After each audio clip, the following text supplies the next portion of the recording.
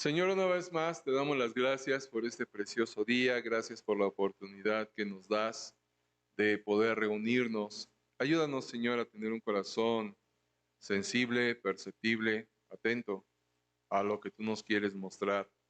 Que tú hagas a un lado preocupación, distracción, todo aquello, Señor, que pudiera interrumpir, perturbar, distraer. Haz a un lado aquello, Señor, y auxílianos, danos de tu gracia para tener un deseo, un anhelo de conocerte más, de querer aprender de ti. Por favor, Señor, yo te suplico que tú me auxilies de mi mente, de mi corazón, de mi boca. No permitas que salga palabra, quita toda palabra simple, inútil, sin sentido, que no tenga que ver, Señor, con esta lección, con lo que tú nos quieres enseñar. Yo necesito de ti. Te ruego, Señor, que tú traigas crecimiento, que tú traigas madurez. Y aquella persona que todavía no te conoce como Salvador, por favor, que el Evangelio resplandezca en su corazón y el día de hoy sea el día de su salvación. Que venga a los pies de Jesús y clame. Dejamos este tiempo en tus manos, en el nombre de Jesús. Amén. Puede tomar asiento. Muchas gracias. Que Dios le bendiga. Seguimos adelante con nuestra lección y estamos entrando al capítulo 10 de Marcos. Hace 8 días concluimos el capítulo 9, en donde hablamos y fue un poquito enfática la lección al respecto de lo que el Señor nos menciona al final de Marcos 9, de la realidad del infierno. Y el Señor hace esta advertencia de que el infierno, perdón, el infierno es un lugar de fuego eterno, de fuego que nunca se apaga. Y esto es una advertencia para aquella persona, para toda aquella persona que todavía no tiene a Cristo como Salvador. Es una advertencia de que a consecuencia del pecado merecemos esa condenación. Mas también es un ánimo y es una exhortación a todo creyente para que seamos movidos, seamos exhortados a hablar a las demás personas acerca de la realidad del infierno. Eso fue lo que concluimos hace 8 días y bueno, entrando ya al capítulo 10, en el primer versículo de este capítulo nos dice que nos dice que el Señor se levantó y salió de allí, de donde estaba, para dirigirse hacia las costas de Judea, por la zona más alejada del Jordán. Recordemos que el Evangelio de Marcos es un evangelio de acción. Siempre nos habla del Señor, está haciendo cosas y nos habla del itinerario del Señor. Anduvo aquí, anduvo allá, luego se trasladó. En el versículo 30 del capítulo anterior se nos dijo que salieron e iban pasando por Galilea y él no quería que nadie lo supiese. Era su última salida de aquella región y no quería que trascendiese públicamente. Recordemos que el Señor les comienza a decir a sus discípulos que es necesario que el Hijo del Hombre vaya a Jerusalén para que sea tomado, sea crucificado, sea muerto y que resucite al tercer día. Fue lo que comenzó a decirle a sus discípulos. Siendo su última, pues, salida de aquella región, pues se dirige a la costa de Judea por zonas lejanas al Jordán, por el lado oriental. Era la región llamada Decápolis, por las 10 ciudades que allí se encontraban. Las personas venían a él y por supuesto él les enseñaba, él les sanaba. Estaba en aquel momento realizando su ascensión final, su viaje final en dirección a Jerusalén. Y por supuesto, como hemos estado viendo, ah, siempre estaban los enemigos al acecho, siempre estaban tras de él, no con la intención de escucharle y aprender, sino con la intención de escucharle y ver en qué poder prenderle y hacerle caer en algún error, cosa que nunca lo consiguieron. Bueno, sus enemigos estaban tras sus huellas, estaban detrás de él. Vamos a leer los versículos 1 y 2 de aquí del capítulo 10. ¿Quién me puede auxiliar leyendo versículos 1 y 2 del capítulo 10? Adelante, hermano Asunción.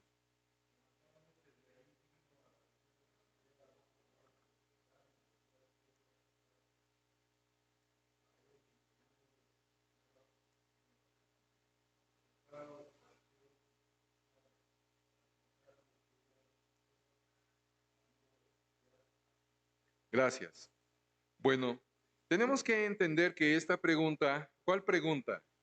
De que si era lícito al marido repudiar a su mujer. Bueno, no le hicieron esta pregunta porque estaban buscando una respuesta que les diera instrucción, que les diera edificación, sino que le hicieron esta pregunta para intentar hacerle caer en una trampa.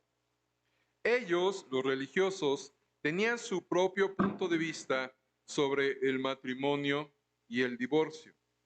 Así que le plantearon una pregunta un poco capciosa. La pregunta es, ¿le está permitido a un marido separarse de su mujer? Esta era una pregunta, a sus ojos, una pregunta inteligente, a la vez que un asunto verdaderamente candente. ¿Por qué? En aquellos tiempos, recordemos, el rey Herodes se había separado de su mujer y se había casado con la mujer de su hermano Felipe. Recordemos que esto fue ocasión para que Juan el Bautista se dirigiera al rey, le acusara, le mostrara su pecado y culminó esto pues con la decapitación de Juan el Bautista, siendo que estaba en la cárcel. Entonces, si el Señor respondía que no a esa pregunta, no solamente estaba contradiciendo a Moisés, sino que también se colocaba en conflicto con Herodes, un asunto político. Por otra parte, si él respondía que sí, entonces los religiosos podían haberle acusado de ser ambiguo en su enseñanza. Entonces vamos a observar y vamos a ver la forma en que el Señor responde a esta pregunta. Vamos a leer versículos 3 y 4. ¿Me auxilian? Alguien más que me auxilie. Versículos 3 y 4.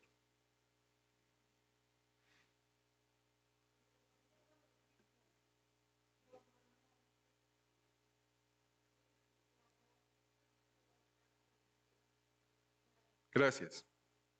Bueno, él sabía que ellos responderían de esa manera, porque en el Antiguo Testamento, específicamente en Deuteronomio 24, la ley de Moisés dice eso. Y como leemos, Moisés permitió el divorcio. Ahora bien, en realidad no había sido esa la intención de Moisés, ni la intención de Dios, que un hombre y una mujer obtuviesen el divorcio por causa de un motivo. De hecho, y con el tiempo los líderes religiosos interpretaron aquella disposición de la ley de manera que si una esposa hacía algo mínimo, esto es, inclusive hasta quemar la comida, esto constituía para ellos un motivo de divorcio. El Señor lo que está haciendo aquí es que centra la controversia en lo que era fundamental. Y es importante que tomemos nota de ello, ya que convirtió una discusión sobre el divorcio en una discusión y en un punto sobre el matrimonio. Así que lo importante es que el Señor comenzó a discutir con ellos el tema del matrimonio. Observemos y vamos a ver cómo el Señor trata este asunto. Él expuso el motivo por el cual Dios había permitido el divorcio bajo la ley de Moisés. Y esto fue a causa del pecado, fue por el pecado. Versículos 5 al 9. Permítanme lo leo. Y respondiendo Jesús les dijo, por la dureza de vuestro corazón os escribió este mandamiento. ¿Cuál mandamiento? Lo de Deuteronomio 24. Pero al principio de la creación, varón y hembra los hizo Dios. Por esto, dejará el hombre a su padre y a su madre y se unirá a su mujer.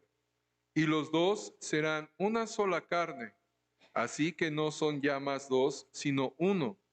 Por tanto, lo que Dios juntó, no lo separe el hombre. Entonces aquí vemos que el Señor está tomando esta pregunta por parte de los religiosos con respecto al divorcio y el Señor se centra en la bendición de lo que es el matrimonio, donde diciendo que el Señor desde el principio de la creación, y esto sirva para tocar el punto de que desde el principio de la creación, varón y hembra los hizo. No hizo varón, hembra y tercer, cuarto, quinto, sexto y cuanti más género. No, Señor. La Biblia nos dice, y el Señor ha establecido, y así es, que cuando un hombre nace hombre, será hombre por el resto de su vida. Cuando una mujer nace mujer, es mujer por el resto de su vida. Lo dice Dios, lo dice la Biblia. Todo aquel que quiera contradecir esto, el Señor lo entrega a sus propias concupiscencias. Sirva para repasarlo. Lo que el Señor entonces está diciendo es recordarles hacia el pasado, desde el inicio, el ideal de Dios en la creación, antes de que el pecado entrase en el mundo. En aquel tiempo, en aquel momento, por supuesto que el divorcio no estaba incluido en su plan. Él tenía y tiene algo mejor y siempre tiene algo mejor para el ser humano. Podría decirse igualmente que el crimen no estaba en su programa, pero por supuesto hubo criminales, hubo el pecado del homicidio. El divorcio no fue desde el inicio. Y todo aquel que entiende esto, por supuesto que va a buscar la bendición de Dios. El Señor entonces está mostrando aquí que el matrimonio es concebido por Dios. Dios une a una pareja. Esta es la intención original del Creador. Y miren, junto con, iba a decir independiente, pero no es independiente. Es junto con el plan de Dios que ha establecido para la humanidad de que la familia es la unidad y es la base de toda sociedad, pues por supuesto es un principio bíblico, es un principio espiritual. Mas también si lo podemos ver bajo otras formas, es un principio en todas las áreas de que la sociedad tiene como fundamento la familia. Y todo aquel que atente contra la familia está atentando contra la sociedad. Y eso es lo que se está dedicando actualmente este movimiento LGTB y las letras que le añade. Debemos nosotros de estar conscientes y ver, tener un poquito de más visión con respecto a todas estas filosofías, ideologías y darnos cuenta que su propósito es destruir la familia. De ahí que nosotros no tenemos nada que andar comulgando con ese tipo de ideas, con ese tipo de ideologías. Y al mismo tiempo, cuidar a nuestros hijos, cuidar a nuestros hijos. Cualquier violación, entonces, al principio y al plan de Dios es pecado. Es decir, que contradice su voluntad. Mas podemos estar seguros de que el Señor, por supuesto, en su misericordia, en su gracia y en su amor, aquella persona que ha pecado, aquella persona que ha cometido pecado, puede venir a Dios y reconciliarse con Él. Sí, nosotros hemos pecado de alguna de otra manera, mas el Señor extiende su misericordia hacia nosotros para que podamos nosotros restablecer una comunión con Dios. El problema básico del matrimonio consiste en que muchas veces, o mejor dicho, en que la mayoría de las veces, si no es que todas las veces, las personas se casan con la persona equivocada. El hombre con la persona equivocada, la mujer con la persona equivocada. Y esto obedece a un principio. ¿Cuál es este principio? Vamos a leer en la segunda carta a los Corintios, el apóstol Pablo escribe, capítulo 6, versículo 14. Y es triste este punto, hermanos, porque ¿cuántas veces se ha enseñado esto? ¿Cuántas veces se ha mostrado, enseñado, predicado, pero desgraciadamente no termina de asimilarse, de comprenderse, de creerse? Y lamentablemente buscamos nuestra voluntad, buscamos cumplir nuestro capricho, nuestro deseo, y entre varias malas decisiones que tomamos, se toma la mala decisión de casarse con la persona no correcta. Jugamos con la gracia de Dios, jugamos con la misericordia de Dios. Dice en 2 Corintios 6, versículo 14, dice el Señor: no os unáis en yugo desigual con los incrédulos, porque ¿qué compañerismo tiene la justicia con la injusticia? ¿Y qué comunión la luz con las tinieblas? ¿Y qué concordia Cristo con Belial? ¿O qué parte el creyente con el incrédulo? Por supuesto, esto nos habla a nosotros un fundamento, un principio de no andar nosotros en negocios, en asuntos, con personas que no creen en Dios. ¿Cuánto más cuando se habla de un asunto que concierne al matrimonio? Y retomando, es triste y lamentable. Bueno, ahorita los jóvenes están en su clase, ¿verdad? Me gustaría que escucharan esto, pero en su momento lo van a escuchar. Pero no está por demás. Es triste y lamentable de que jóvenes, señoritas, toman decisiones fuera de la voluntad de Dios. Y resulta que la señorita se siente atraído por un joven con todos los atributos y cualidades que le quieran poner. Resulta que el joven se siente atraído por una señorita de igual forma, con todas las cualidades y atributos que le quieran poner, pero no conoce a Cristo como Salvador. No es creyente en Cristo. Y yo he escuchado de que esta enseñanza es bien criticada al respecto, bien criticada. Ay, no se casan con los que no son de su religión, dicen. Bueno, y el Señor nos está diciendo aquí en Corintios que el creyente no parte absolutamente nada con el incrédulo, que la luz, somos hijos de la luz, no tiene nada que ver con las tinieblas. Pero no contaban con la astucia y la inteligencia de muchas personas. ¿Y qué es lo que hacemos? La señorita trae al joven para que se convierta y se pueda casar. El joven trae a la señorita para que se convierta y se pueda casar. Y es una historia que se ha repetido, y desgraciadamente sucede todo lo contrario a lo que el joven había planeado, la jovencita había planeado. Se casa fuera de la voluntad de Dios, fuera de la voluntad perfecta de Dios. Y todo pasa menos que ese matrimonio está fundado en la palabra de Dios. Y es triste decirlo, es lamentable decirlo, inclusive causa tristeza y dolor, porque yo he sido testigo y quienes son viejos en la fe, somos testigos de esta tragedia,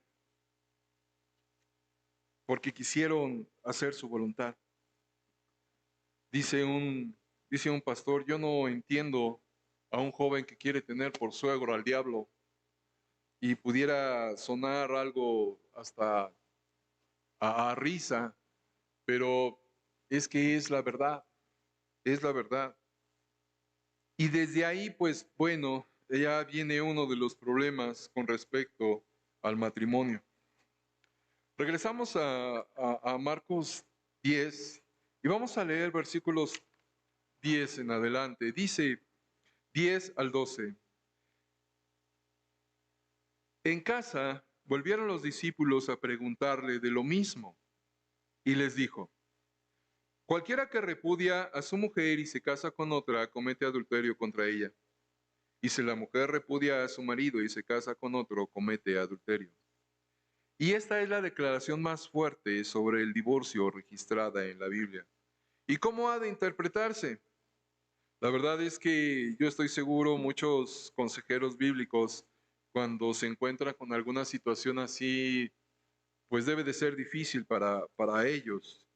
Todos los pasajes bíblicos sobre el divorcio debieran de ser reunidos y considerados juntamente antes de llegar a una conclusión adecuada.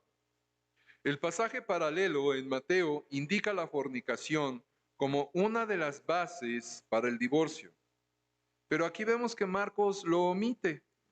Bueno, Marcos está escribiendo a los romanos que no conocían la ley de Moisés. Mateo estaba dirigido y es dirigido a los judíos, personas que conocen la ley de Moisés. Mateo entonces, dirigiéndose a los judíos, ellos tenían y tienen el conocimiento de la ley de Moisés sobre el divorcio. Ciertamente este tema debe de tratarse a la luz de la Biblia, por supuesto, mas también considerar la situación y los pasajes que conciernen a este asunto del divorcio. Pero lo que debemos de centrar es a cómo el Señor lleva este tema a fundamentar que desde el inicio no fue el plan de Dios, sino que el plan de Dios es lo que Dios juntó, no lo separe el hombre. Seguimos en el versículo 13 y dice así: y le presentaban niños para que los tocase, y los discípulos reprendían a los que los presentaban. Viéndolo Jesús se indignó y les dijo: dejad a los niños venir a mí y no se lo impidáis, porque de los tales es el reino de Dios. De cierto os digo que el que no reciba el reino de Dios como un niño, no entrará en él. Y tomándolos en los brazos, poniendo las manos sobre ellos, los bendecía. Los niños deben esperar, no deben esperar a ser adultos para venir a Cristo. Los niños no deben esperar a ser adultos para venir a Cristo. ¿Qué es lo que quiero decir? Esa idea o ese concepto que algunas personas tienen de que el niño crezca y ya cuando crezca tome una decisión, no debe de ser así. No debe de ser así, porque en su crecimiento el niño, por supuesto, va a ser bombardeado con todas las filosofías de este mundo. Y si este niño, si este joven no tiene un conocimiento de la palabra de Dios, pues va a ser como un tapón de corcho en el mar. Va a ir por ahí, va a ir por acá y va a tomar una decisión no correcta, por supuesto. De ahí la importancia de que nosotros como padres les enseñemos a nuestros hijos la palabra de Dios y oremos por su salvación, porque nuestros hijos necesitan ser salvos, deben de ser salvos. Yo sé, como padres, pues vemos a nuestros hijos y yo me acuerdo cuando estaban pequeños mis hijos y pues muy tiernos, muy risueños, todas las cualidades que pudiéramos darles. Pero si nuestros hijos no conocen a Cristo, su destino es el infierno. Si nuestros hijos no conocen a Cristo, su destino es el infierno. Debemos de orar por la salvación de nuestros hijos.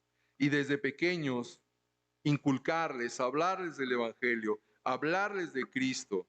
Yo en ocasiones, ya grandes, mis hijos, ¿verdad? Ya muchachos, les digo y les advierto, tengan cuidado de ser religiosos. Porque bueno, venimos, intentamos participar y tratamos de ser fieles y estar en las actividades de la iglesia, pero sí hay ocasiones que yo les digo, por favor, si hacen algo que sea con plena convicción de seguir al Señor y tengan cuidado con la religiosidad, porque es bien fácil caer en la religiosidad. Si no nos damos cuenta, nos convertimos en religiosos, en lugar de ser unas personas que queremos seguir al Señor. Y debemos de inculcárselo a nuestros hijos. Me acuerdo las palabras de un pastor al referirse a sus hijos, todavía no siendo salvos. Él decía, mis hijos son hijos del diablo, porque todavía no conocen a Cristo. Y en algunas personas esto causaba un poquito de, pues hasta risa, pudiera sonar chistoso, pero es algo bien real, es algo bien real. Si mis hijos no conocen a Cristo, son hijos del diablo, lo dice la Biblia. De ahí la importancia de que oremos por la salvación de nuestros hijos y les hablemos del Evangelio. Ellos deben de ser salvos, necesitan ser salvos. No esperemos a que el niño crezca, porque para entonces probablemente la decisión que tome por Cristo es rechazarlo. Nuestro Señor dijo que Él deseaba que los adultos se convirtiesen en niños. ¿Por qué? Porque el corazón de un niño es tierno, es sensible, no está tan maleado el corazón de un niño. Y es muy crédulo. Si le decimos a un niño que la luna es de queso, probablemente nos va a creer. Es muy crédulo y no me refiero a abusar de esa credulidad, sino a aprovechar ese instante, aprovechar el momento y hablarles de Jesús. Hablarles de Jesús. Que ellos vengan a Cristo. De hecho, pues el Señor ama a los niños. ¿Cuántas escenas hemos visto de que el Señor toma a los niños y tiene un afecto especial por los niños? ¿No cantamos también que Dios ama a los niños? Debemos de orar por nuestros hijos, por nuestros nietos. No debemos de esperar a que crezcan para que tengan grandes conocimientos, para que se enorgullezcan. Ellos deben de en la infancia creer en Jesús. Debemos de hablarles del Evangelio. Nuestro Señor tomó a los niños en sus brazos, puso sus manos sobre ellos y los bendijo. Es particular y es algo especial que el Señor, cuando la Biblia, los evangelios nos menciona de que el Señor tomó de una manera especial a alguien en sus brazos, fue a los niños. Y lo hizo con los niños. Versículo 17, seguimos adelante. Al salir él para seguir su camino, vino uno corriendo e hincando la rodilla delante de él le preguntó, Maestro bueno, ¿qué haré para heredar la vida eterna? Jesús le dijo, ¿por qué me llamas bueno? Ninguno hay bueno, sino solo uno, Dios. Bueno, en esta época, actualmente, una época muy materialista, podemos aprender de esta situación del joven rico una enseñanza de que las riquezas pues son una medida de qué relación tenemos nosotros con el Señor. Este joven llega con el Señor y el Señor le hace una indicación muy particular. Dice primeramente, ¿por qué me llamas bueno? Ninguno hay bueno sino solo uno, Dios. Luego, respondiendo a su pregunta, dice, los mandamientos sabes, no adulteres, no mates, no hurtes, no digas falso testimonio, no defraudes, honra a tu padre y a tu madre. Aquí lo que el Señor está tocando son parte de los 10 mandamientos. Pero estos mandamientos que el Señor le está mencionando a este joven es con respecto a la relación que tiene con los demás. Si vemos detalladamente o si somos un poquito curiosos, aquí el Señor no está mencionando los primeros mandamientos, sino está mencionando aquellos mandamientos que hacen referencia a la relación con el prójimo.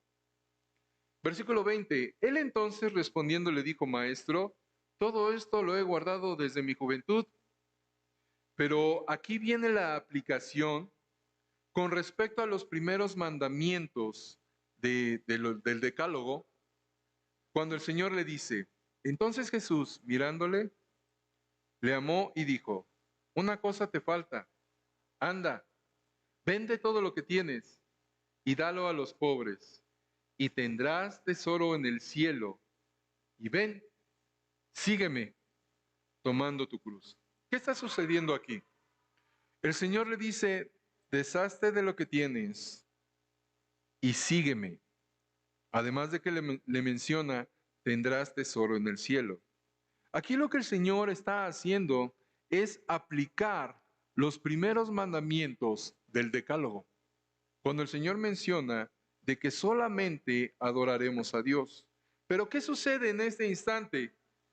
Versículo 22. Pero él, afligido por esta palabra, se fue triste porque tenía muchas posesiones. ¿Y cuál fue el problema? Que el joven tenía todo su amor en sus en sus posesiones. Y esto habla de la relación que este joven tenía con Dios.